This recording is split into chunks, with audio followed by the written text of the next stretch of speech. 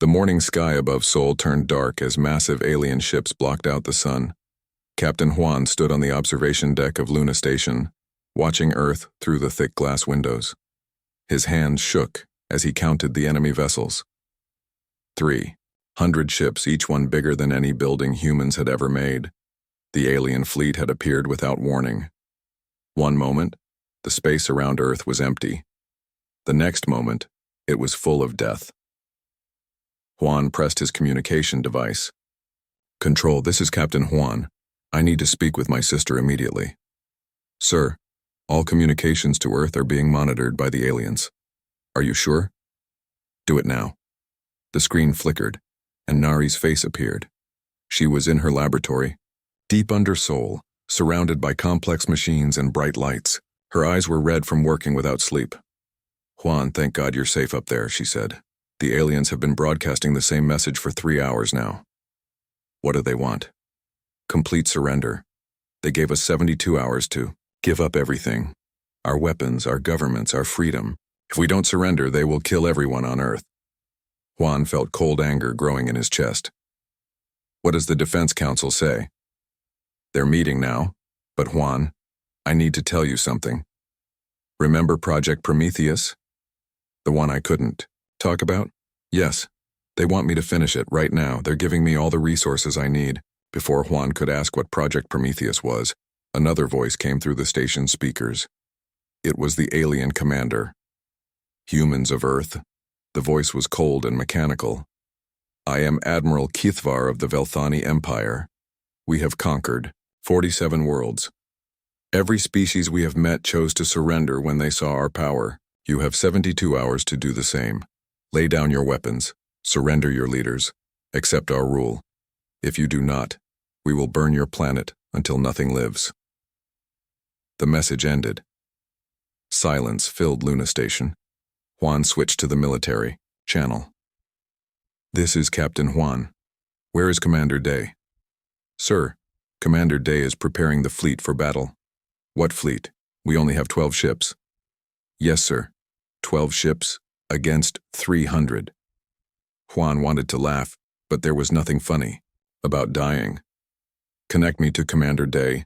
Day's voice was calm when he answered. "Hello, Juan. I suppose you're calling to tell me this is impossible. Isn't it? Maybe. But I've been reading about these Velthani aliens. They've been conquering worlds for 200 years. Every time the same thing happens. They show up with overwhelming force. The local species gets scared and surrenders immediately. They've never had to actually fight a real war. And you think we can?" Day was quiet for a moment. "Juan, do you know what humans are really good at?" "Building things, killing things. We've been practicing on each other for thousands of years. We've gotten very, very good at it." Down on Earth, Nari worked frantically in her laboratory. Around her, dozens of scientists and engineers moved like they were in a dance they had practiced many times. Project Prometheus was not one machine or one weapon. It was a complete system for building weapons faster than anyone thought possible. "Minho, how long until the first factory is ready?" she asked. Minho looked up from his computer screens. 6 hours for the first one. "But Nari, are you sure about this? Once we start, we can't stop. The aliens gave us 72 hours to surrender or die. I say we give them a third option, which is, they can die instead." Across the laboratory, Sola was working on something that looked like a metal spider the size of a car. "Nari, the first batch of hunters is almost ready. Each one can build 10 more copies of itself using any metal it finds. They learn from every battle. How many can we make in 72 hours? If we start with just 10, by hour 72 we could have 10 million. Admiral Kithvar sat, in his command ship, studying reports about humans. What he read disturbed him. These creatures had built weapons capable of destroying their own planet. Not just once, but thousands of times over. They had pointed these weapons at each other, for decades, always ready to use them. "Commander Thex, what do you make of the human military response?" he asked. "Sir, they're not surrendering. Instead, they're evacuating their cities." "Evacuating to where?" "Underground bunkers, sir. deep underground bunkers that looked like they were built to survive their own weapons. Kithvar felt something he had not felt in 200 years of conquest. Uncertainty. And their fleet? 12 ships, sir. They're moving to attack positions. 12 ships against our 300? They must know it's suicide. Yes, sir. But, sir, I've been monitoring their communications. They keep using phrases I don't understand. Things like scorched earth protocol and mutually assured destruction. And, sir, there's something else. What? They seem excited. Not afraid. Excited. On Luna Station, Juan received new orders that made his stomach turn cold. If Earth fell, to the aliens he was to activate something called the Dead Hand Protocol. The orders were sealed, but he could guess what it meant. If humanity was going to die, they would take their enemies with them. Back on Earth, the countdown continued. 68 hours remaining. The aliens waited for surrender. Instead, they got reports of massive industrial activity. Human factories that had been making cars and computers suddenly switched to making things the Veltani had never seen before. Nari stood in the middle of controlled chaos. How many factories are online now? 15, Minho replied. Production is increasing every hour. Good. Sola, status on the hunters? First wave is ready for deployment. Nari, I have to ask again. Are you sure about this? These things are designed to kill everything that isn't human. Nari thought about her brother up on Luna Station. She thought about the billions of people on Earth who just wanted to live their lives in peace. She thought about the alien admiral, who thought humans would surrender like frightened children. Deploy them, she said. Let's show these aliens what humans do when someone threatens our family. In space, Commander Day's 12 ships moved toward the massive alien fleet. His crew was scared, but they stayed at their posts. They knew they were probably going to die, but they also knew that their deaths would not be meaningless. All ships, this is Commander Day. Remember, our job is not to win this battle. Our job is to learn how to kill them. Every shot you take, every scan you make, every second you stay alive sends information back to Earth. Make it count. The alien fleet detected the approaching human ships. Admiral Kithvar almost felt sorry for them. 12 tiny ships against his mighty fleet. It would be over in minutes. But something nagged at him. In all his years of conquest, no species had ever attacked. His fleet, they always tried to run or hide or beg for mercy. These humans were flying straight at him like they thought they could win. As the 72-hour deadline approached, both sides prepared for war. The aliens expected a quick victory followed by human surrender. The humans prepared for something very different. They prepared to show the galaxy what happened when someone threatened humanity's survival. The 72-hour deadline was 12 hours away. Admiral Kithvar sat in his command chair, expecting to receive humanity's surrender at any moment. Instead, his communications officer brought him something that made no sense. Sir, we intercepted another human military transmission. What did they say? Something about final production numbers exceeding expectations and Prometheus deployment ready. Sir, what is Project Prometheus? Kithvar had no idea, but he was beginning to worry. His intelligence officers had been studying human history, and what they found was disturbing. These creatures had fought wars that killed millions of their own kind. They had invented weapons that could end all life on their planet. Worse, they had come close to using those weapons several times over small disagreements. Show me the human fleet status, he ordered. Sir, Commander Day's 12 ships are still approaching. But sir, there's something strange. They're not trying to run or hide. They're flying straight at our strongest ships. Suicide attack? Maybe, sir. But they're broadcasting tactical data back to Earth. Constantly. It's like they're treating this as a learning exercise. Deep underground in Seoul, Nari watched the numbers on her screens with grim satisfaction. Every factory was running at maximum speed. The production rate was doubling every few hours. Project Prometheus was working exactly as designed. Minho, how many hunters do we have now? 200,000, and the number is growing fast. Each one that finishes building makes 10 more before it goes hunting. The early models are already spreading across the planet, setting up more production sites. Sola looked up from her weapons console. Nari, the first wave is in position. They're waiting in the ocean, in the mountains, in space around our moon. The aliens won't see them coming. Good. What about the other weapons? The viral systems are ready. The moment any alien technology connects to any human computer system, they'll be infected. We've also finished the sonic disruptors and the quantum scramblers. Nari nodded.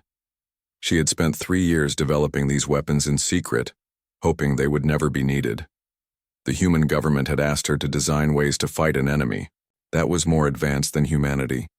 Her solution was simple: don't fight fair. Any word from my brother? Captain Juan is still on Luna Station. He's been put in command of something called the Dead Hand Protocol. Nari went cold. She knew what the Dead Hand Protocol was. If Earth fell, Juan would activate weapons that would kill everything in the solar system, including the aliens. Including any surviving humans. It was humanity's final answer. If they couldn't live, nobody could. In space, Commander Day's fleet was 30 minutes away from contact with the alien scouts. His ships were old and weak compared to the alien vessels, but Day had advantages the aliens didn't know about. All ships remember the plan. We're not trying to win, we're trying to learn. Every weapon they use, every move they make, every weakness we find gets transmitted back to Earth immediately. Our deaths will teach our people how to kill them. Lieutenant Gina, his communications officer, spoke up. Sir, message from Earth Defense Command. They want to know if we need reinforcements. Day almost laughed. Tell them we have all the reinforcements we need. They just haven't arrived yet. What Day meant was that the humans weren't planning to send more ships. They were planning to turn everything into a weapon. Every satellite, every space station, every piece of metal floating in space around Earth would soon be hunting alien ships. Admiral Kithvar watched the human ships approach and felt a strange unease. In 200 years of conquest, he had never seen anything like this. Usually, when his fleet appeared, the local species would try to negotiate. They would offer tribute, beg for mercy, or try to run away. These humans were doing none of those things. Sir, incoming transmission from the human commander. Put it through. Commander Day's face appeared on the screen. He looked calm, almost cheerful. Admiral Kithvar, I assume? I am. You have 11 hours to surrender, human. Withdraw your ships and broadcast your surrender, and we will make your deaths quick. Day smiled. Admiral, I have a better idea. How about you leave our solar system now and we'll let some of you live? Kithvar was shocked. You have 12 ships against my 300. Are you insane? Maybe. But Admiral, can I ask you something? In all your conquests, have you ever fought someone who actually wanted to fight back? Every species fights back initially. No, I mean really fights back. Not just defending themselves, but actively trying to kill you and everything you care about. Have you ever fought someone who would rather die than surrender? Kithvar was quiet for a moment. The truth was, no. Every species he had conquered had given up once they realized they couldn't win. They had all chosen slavery over death. It doesn't matter, he said finally. You cannot win. Day's smile grew wider. Admiral, you still don't understand. We're not trying to win this battle. We're starting a war, and humans are very, very good at war. The transmission ended. Kithvar stared at the empty screen, feeling something he hadn't felt in decades. Fear. On Earth, the final preparations were complete. Nari stood in the main control room, surrounded by screens showing production facilities across the planet. Every factory, every mine, every manufacturing plant had been converted to war production. The numbers were staggering. Final count, Minho? 5 million hunters deployed and hidden.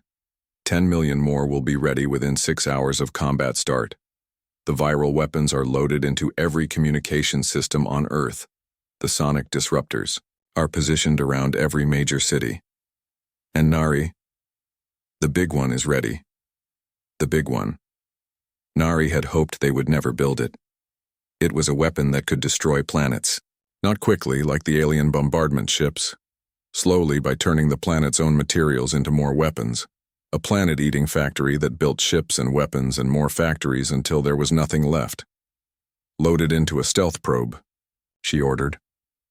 If they want to play extinction games, we'll show them what extinction really looks like. President Gina appeared on the main screen. She was broadcasting from a secure bunker deep under the mountains. Her message was being sent to every human settlement on Earth and in space. My fellow humans, she said. In 8 hours our deadline expires. The aliens expect us to surrender. They expect us to beg for mercy. They expect us to choose slavery over death. They are wrong. For thousands of years, humans have faced enemies who wanted to destroy us. We have never surrendered. We have never given up. We have never stopped fighting. Today will be no different. To every human listening, remember who we are. We are the species that tamed fire. We are the species that split the atom. We are the species that reached the stars. And today, we are the species that will show these aliens why you never threaten humanity's survival. The message ended. Across Earth, in bunkers and shelters and hidden bases, millions of humans checked their weapons and waited. On Luna Station, Captain Juan received his final orders. The Dead Hand Protocol was now active. If Earth fell, if the alien bombardment killed too many people, if humanity was facing extinction, he would push one button. That button would activate every weapon humanity had ever built. Nuclear missiles, antimatter bombs, planet killers, and things so terrible they didn't have names. Everything within 10 light years would die. Juan looked at the button. It was small and red and simple. One push and the war would end with everyone dead. He hoped he wouldn't have to use it. But if he did, he would make sure the aliens regretted ever finding Earth. The countdown continued. 8 hours to the deadline. The aliens waited for surrender. They were going to wait a very long time. The deadline expired at exactly noon, Earth Standard Time. Admiral Kithvar waited for humanity's surrender message. Instead, he received silence. Then his communications officer spoke with a worried voice. Sir, the humans are not responding to our calls. Then we begin the bombardment. Target their major cities first. Once they see their capitals burning, they will surrender quickly. Yes, sir. All ships, begin planetary bombardment. 300. Alien ships opened fire on Earth. Massive energy beams struck the planet's surface, turning cities into glass and melting mountains into rivers of lava. From space, Earth looked like it was covered in bright wounds. Kithvar watched the destruction with satisfaction. This was always the moment when resistance broke. No species could watch their homeworld burn and continue fighting. But something was wrong. His sensors detected massive activity below the surface. The humans weren't running or hiding, they were building something. Building it fast. Sir, we're detecting strange energy readings from the planet's surface. What kind of readings? Unknown, sir, but whatever they're doing a lot of it. Deep under Sol, Nari watched the bombardment through her sensors. The aliens were destroying the empty cities exactly as planned. Every major population center had been evacuated weeks ago when they started Project Prometheus. The aliens were burning empty buildings while the real targets stayed hidden. Minho, are all production facilities still online? Yes. The underground factories are too deep for their weapons to reach. Production rate is now at 15 million units per hour. Good. Sola, deploy the first wave. Deploying now. Across Earth, 10 million hunter units activated simultaneously. They were small, about the size of dogs, but they moved fast and thought faster. Each one was designed to do one thing: find alien technology and destroy it. They could build copies of themselves using any metal they found. They could learn from every battle. And they were very, very hungry. The first wave emerged from hidden caves and underground tunnels all over Earth. They moved in perfect coordination, following a plan that had been calculated by the most powerful computers humanity had ever built. Sir, we have a problem. Admiral Kithvar turned to his tactical officer. What kind of problem? We're detecting small objects emerging from the planet's surface. Thousands of them. They're moving toward our bombardment ships. Missiles? No, sir. They appear to be robots of some kind. But, sir, they're multiplying. Every few minutes there are twice as many. Kaithvar felt his first moment of real concern. Launch interceptor fighters. Destroy them. Yes, sir. The alien fighters swooped down toward Earth's atmosphere, firing on the small hunter robots. They destroyed hundreds of them easily, but for every hunter they killed, 5 more appeared. And the surviving hunters seemed to learn from each attack, becoming harder to hit. In space, Commander Day's 12 ships finally reached the alien fleet. His tactical officer gave him the report he was expecting. Sir, enemy ships are exactly as scanned. Heavy armor, powerful weapons, but they're designed for bombardment, not ship-to-ship combat. Perfect. All ships, attack formation Delta. Remember, we're not trying to win. We're trying to learn and transmit data back to Earth. The human ships attacked. They were small and fast compared to the massive alien vessels. Day's plan was simple: get close, scan everything, and transmit the data back to Earth before they died. The aliens returned fire. Day watched 2 of his ships explode immediately. But the remaining 10 kept moving, kept scanning, kept transmitting. Sir, we've got full tactical data on their weapon systems. Transmitting to Earth now. Good. Continue the attack. On Earth, Nari received the tactical data from Day's fleet. Within minutes, her production systems began building new hunters specifically designed to kill the alien ships they had just scanned. Minho, how long to modify the hunters for space combat? The factories are retooling now. First space hunters will be ready in 20 minutes. Make it 10 minutes. Admiral Kaithvar watched in growing alarm as more human ships appeared on his sensors. But these weren't like the original 12 ships. These were smaller, faster, and there were hundreds of them. Where did they come from?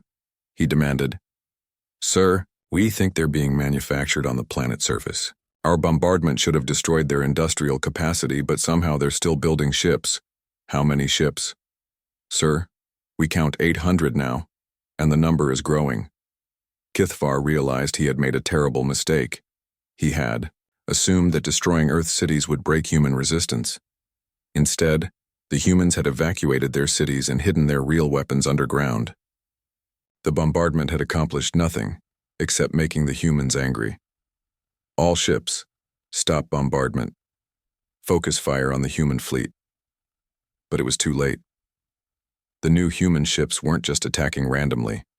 They moved with perfect coordination, like parts of a single mind.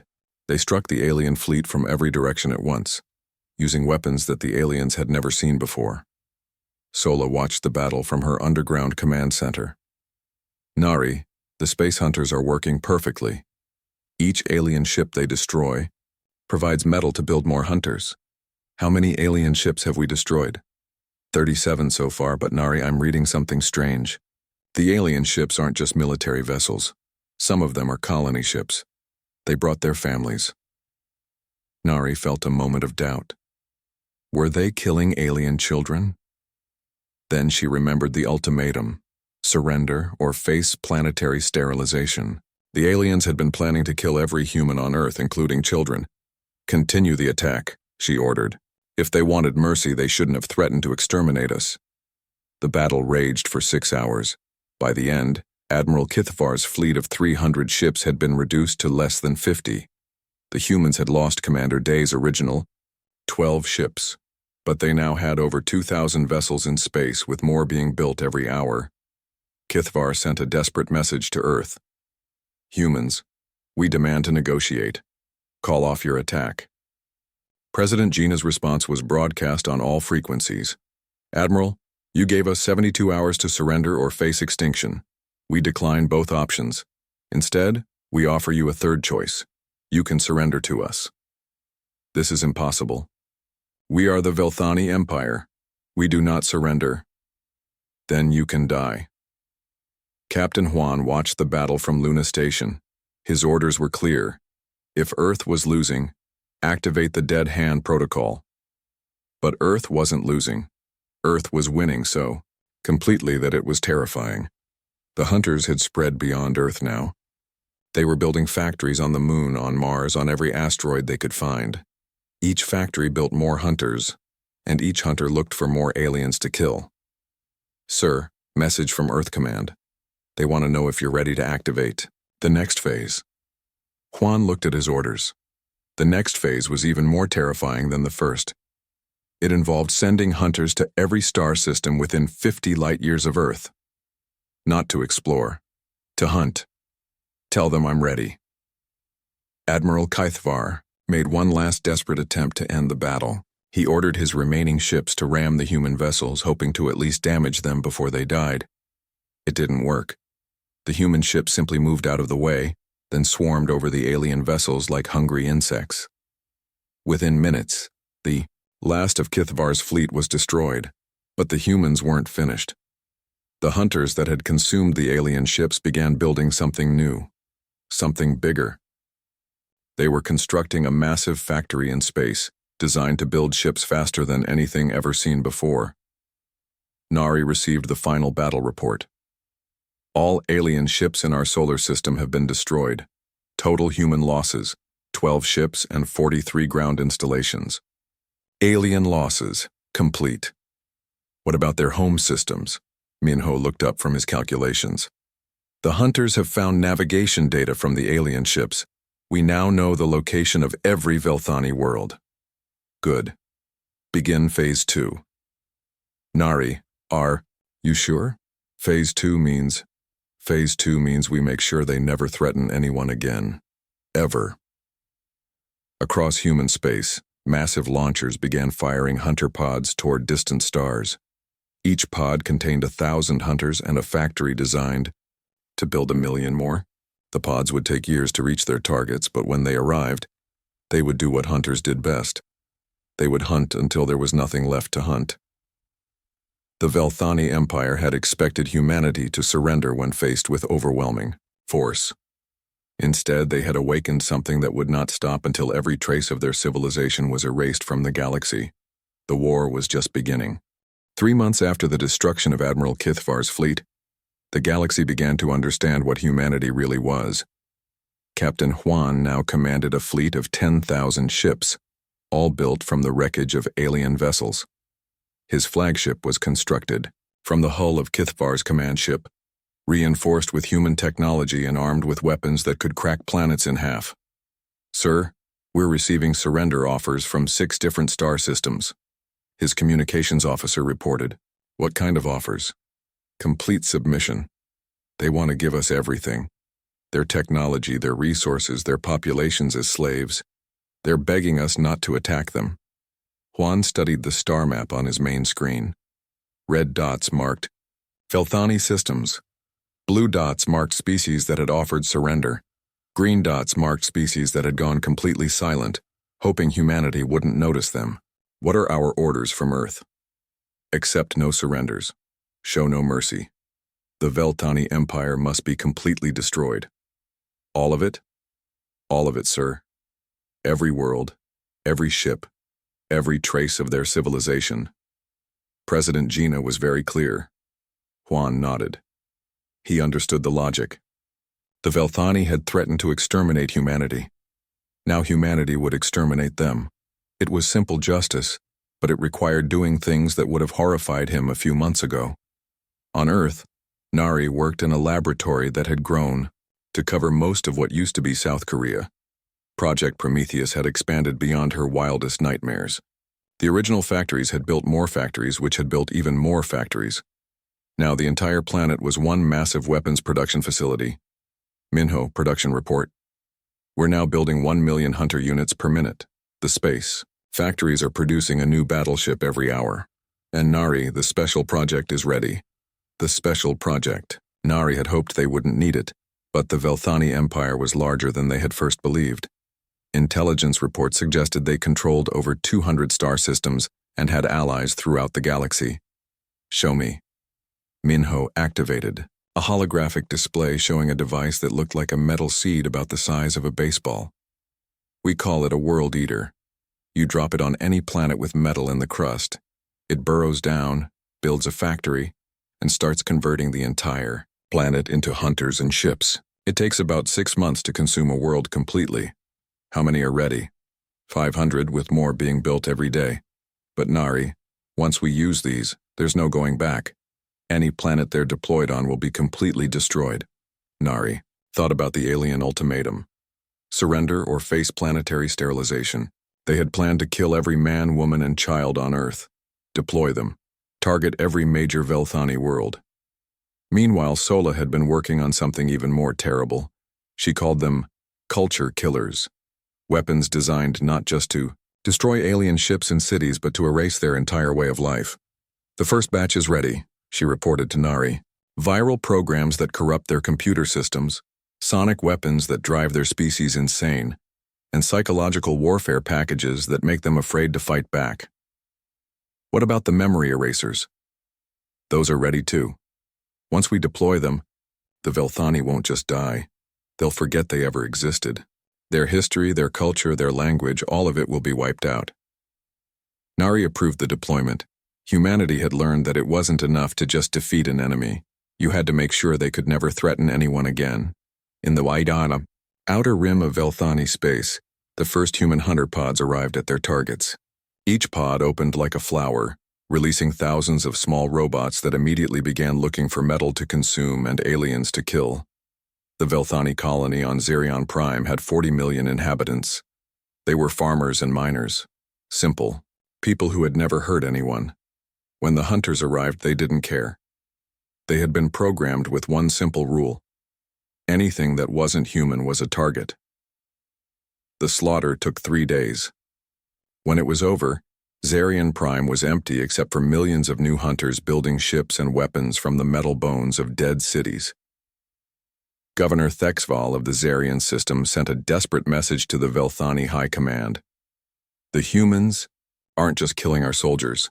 They're killing everyone, every man, woman, and child. This isn't war, this is extermination. High Commander Zeth Karan received similar reports from dozens of colonies. The humans were spreading like a plague, consuming everything in their path. Worse, they seemed to be getting stronger and smarter with every battle. What do our intelligence reports say about human casualties? Sir, human military casualties are nearly zero.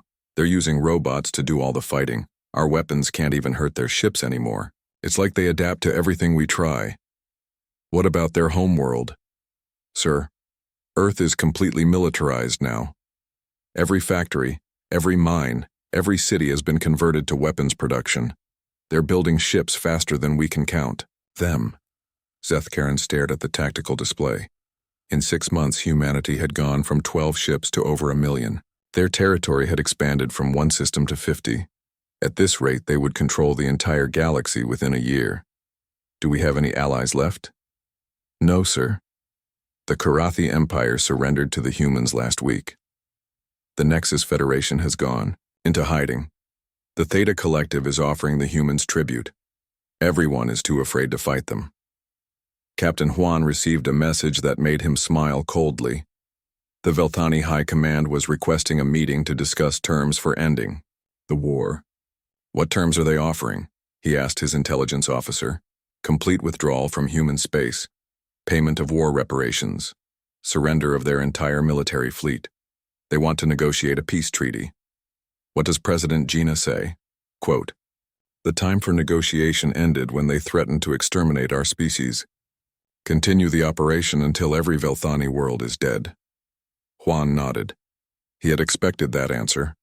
Humanity had made its choice the moment the aliens appeared over Earth. There would be no peace, no mercy, no negotiation. Only complete and absolute destruction. The hunter fleets reached the Velthani core systems 2 months later. These were the oldest and most heavily defended worlds in their empire, protected by massive space stations and millions of ships. It didn't matter. The hunters had learned and adapted from every previous battle. They moved like a single organism, perfectly coordinated, utterly relentless.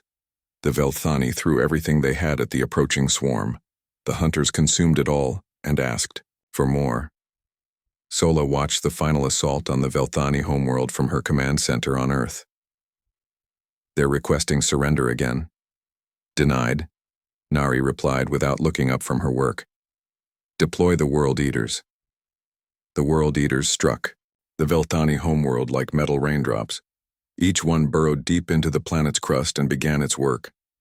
Within hours, the planet's surface was covered in new factories building new hunters. Within days, the factories had consumed entire continents. Within weeks, the planet itself was gone, transformed into a fleet of ships heading toward the next target. High Commander Zethkaran broadcast a final message before his world died. To any species listening, beware. The humans are not conquerors, they are exterminators. We thought we could make them surrender with shows of force. Instead, we taught them to perfect the art of killing. Do not make our mistake. Do not threaten them. Do not fight them. Do not even let them know you exist. The message ended when the hunters found his bunker. President Gina addressed the human population from her command center. My fellow humans, I am pleased to report that the Velthani threat has been eliminated. Their empire is no more. Their worlds are empty. Their species is extinct. They learned what happens when someone threatens humanity's survival. But Gina wasn't finished. However, our intelligence services have identified 43 other species that provided support to the Velthani Empire. These species chose to help our enemies. Now they will face the consequences of that choice. The galaxy watched in terror as humanity's fleets changed course toward new targets. The war wasn't over. It was expanding. Nari received reports that filled her with grim satisfaction. Humanity now controlled over 300 star systems. Their ships numbered in the hundreds of millions. Their factories could build anything they needed in quantities that boggled the mind. Most importantly, every species in the galaxy now knew one simple truth. You do not threaten humanity, and live to tell about it. The Velthani Empire had expected surrender. Instead, they got absolute destruction. And soon anyone who had helped them would learn the same lesson. 2 years after first contact, the galaxy was a very different place. Captain Juan stood on the bridge of his flagship, looking out at what used to be the Velthani homeworld. Now it was just empty space and a field of asteroids. The World Eaters had consumed everything, even the planet's core, turning it all into weapons and ships. Sir, final report from the cleanup crews, his tactical officer announced. All Velthani installations in this system have been eliminated. No survivors detected. No technology remains intact. Good. What's the status on the Karathi investigation? Intelligence confirms they provided weapons to the Velthani Empire for over 50 years. They also shared information about human weaknesses after studying our early probe missions. Juan nodded. The Karathi had thought they were being clever, playing both sides. They sold weapons to the Velthani while pretending to be neutral. Now they would learn what happened to those who helped, humanity's enemies. Set course for the Karathi core systems. Deploy the hunter swarms. On Earth, President Gina met with her cabinet in a bunker that had been expanded into an entire underground city. The surface of Earth was now completely covered with factories, shipyards, and weapons platforms. Even the oceans had been converted into massive production facilities. Report on galactic compliance, she ordered. Defense Minister Minho read from his tablet. 47 species have voluntarily destroyed their own military capabilities and submitted to human oversight. 18 species have evacuated their territories and moved to designated reservation zones. 6 species have gone extinct, either through direct military action or by choosing mass suicide rather than face our fleets. And the others? 12 species remain unaccounted for. They've either gone into deep hiding or fled beyond our current sensor range. Gina considered this. How many total species existed in the galaxy when we started? Our estimates suggest around 200 intelligent species, so we've eliminated or neutralized 71 species in 2 years. That leaves 129 still unaccounted for. Yes, ma'am. Should we accelerate the search operations? No. Let them hide. Fear is more useful than death. As long as they're too afraid to threaten us, we can focus on more important matters. In her laboratory, Nari worked on projects that would have been unthinkable before the war. She was designing weapons that could kill stars, devices that could move planets, and machines that could rewrite the laws of physics in small areas of space. Sola, status on the Doomsday Archive? Sola looked up from her workstation. Complete. We now have detailed records of every species we've encountered. Their biology, their psychology, their technology, their weaknesses. If any of them ever threaten us again, we'll know exactly how to exterminate them quickly. What about the time delay weapons? Those are ready too. We've hidden weapons in over 1,000 star systems. If any species tries to rebuild military capability without our permission, the weapons will automatically activate and destroy them. Nari approved. Humanity had learned that winning a war wasn't enough. You had to make sure your enemies could never threaten you again, even hundreds of years in the future. The Karathi Empire learned this lesson the hard way. Their species was older than humanity, more advanced, and had ruled 100 worlds for millennia. None of that mattered when the human fleets arrived. Emperor Kothran watched from his palace as the sky filled with human ships. There were so many that they blocked out the stars. Each ship was larger than his biggest battleships, and they moved with perfect coordination. Your Majesty, incoming transmission from the human commander. Put it through. Captain Juan's face appeared on the main screen. Emperor Kothran, I am Captain Juan of the Human Defense Force. You are charged with providing material support to the Velthani Empire during their attempted extermination of humanity. How do you plead? Captain, surely we can negotiate. The Karathi Empire is prepared to offer full reparations, technology sharing, even tribute. We made a mistake, but the time for negotiation ended when you helped our enemies. You have 1 hour to evacuate all civilians to designated safe zones.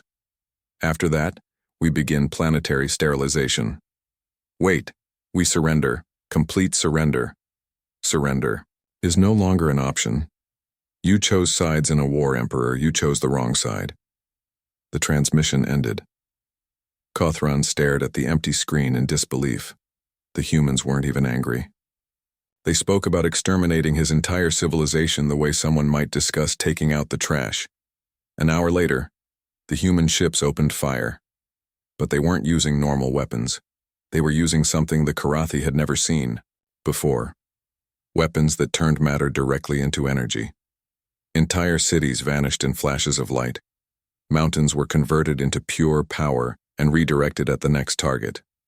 The Karathi military tried to fight back. Their ships were fast, and their weapons were powerful. Against most enemies, they would have put up a good fight. Against humanity, they lasted exactly 17 minutes. The hunters swarmed over the Karathi fleet like antibodies attacking a virus. Every ship they destroyed provided material to build more hunters. Every weapon the Karathi used was studied, analyzed, and countered within seconds. When the battle ended, there were no Karathi ships left. Only hunters and an expanding cloud of human vessels that immediately began building factories on the surface of dead worlds. Emperor Kothran sent one final message before his palace was consumed. To anyone listening, we thought we could use the humans as tools in our political games. We were wrong. They are not tools. They are a force of nature. Do not oppose them. Do not help their enemies.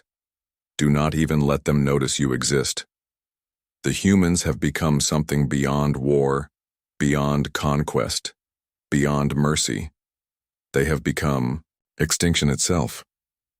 Across the galaxy, species that had been hiding in the dark corners of space listened to that message and made their choice. Most decided to surrender immediately. A few chose to run to other galaxies. Some chose to destroy themselves rather than face humanity's judgment. President Gina received reports from across human space.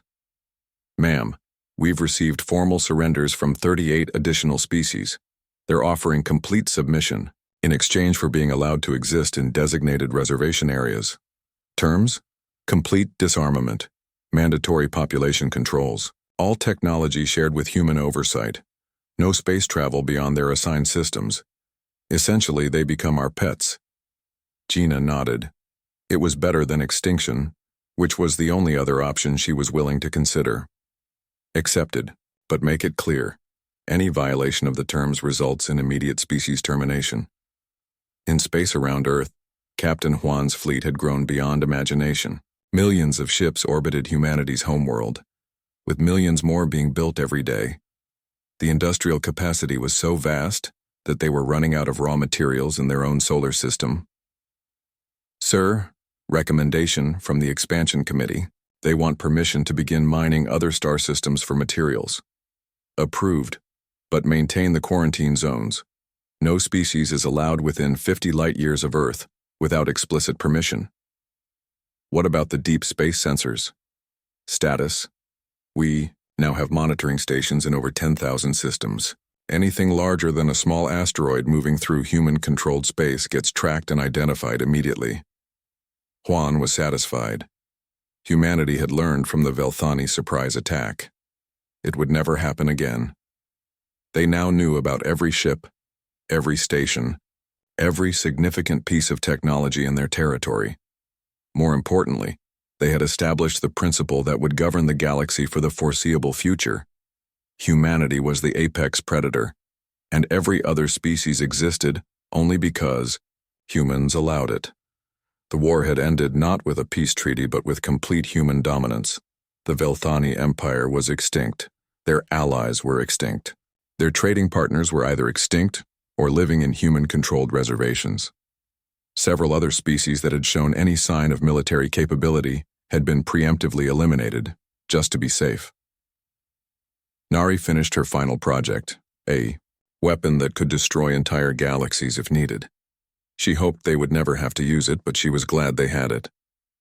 The weapon was hidden in a secret location, programmed to activate automatically if anything ever threatened humanity's survival again. Sola, final question. Do you think we went too far? Sola considered carefully.